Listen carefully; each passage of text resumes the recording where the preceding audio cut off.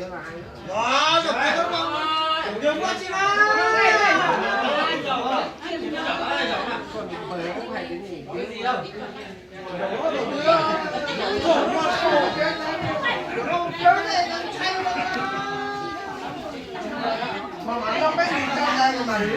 Con xanh á? Ừ. Con xanh không rồi. To mà mày. Ừ. Mùi cửa hả? Ừ.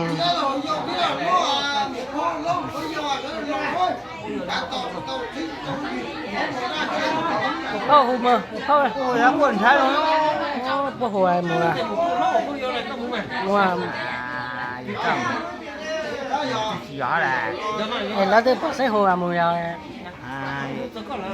mùa mà kìa gió gió giờ phi đấy lắm không kìa cái giờ đất lột không giờ mà giờ phi rồi không mấy gì thế à cái giờ phi là giờ phi để cũng dùng thay đi từ vậy tích giờ thay giờ súng nhưng mà thay thay không thay đi giờ nó chỉ mà thay lù nữa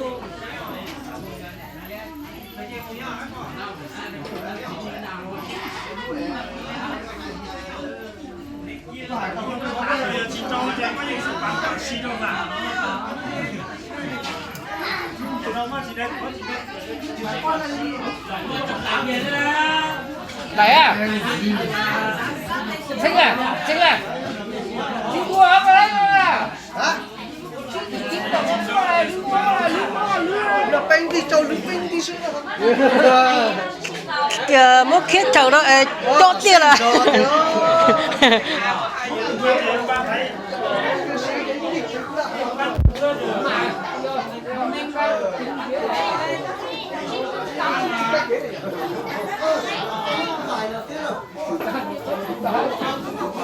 hai mốt tiền bên lại á hai mốt lấy nó chờ kia rồi chót tiền rồi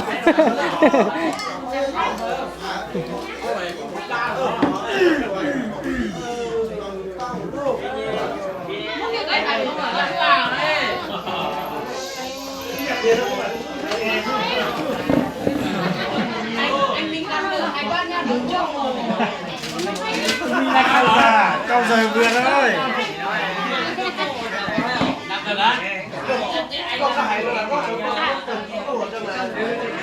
đã vào trận để bày trận chiến gió thì nó phải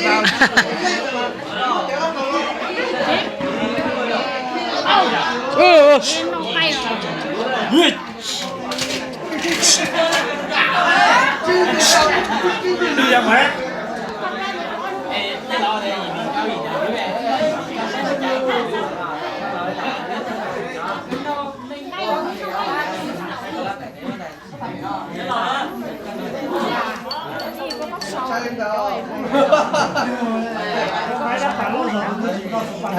cả vấn đề của mình ca đi chúng ta làm cũng cần sáng cỏ nó ra nó khó cho mà mới hùng thở giờ cười dữ vậy đó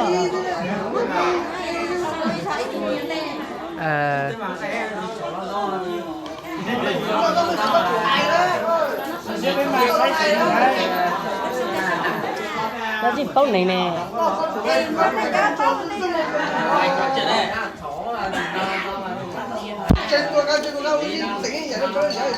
chất xanh giờ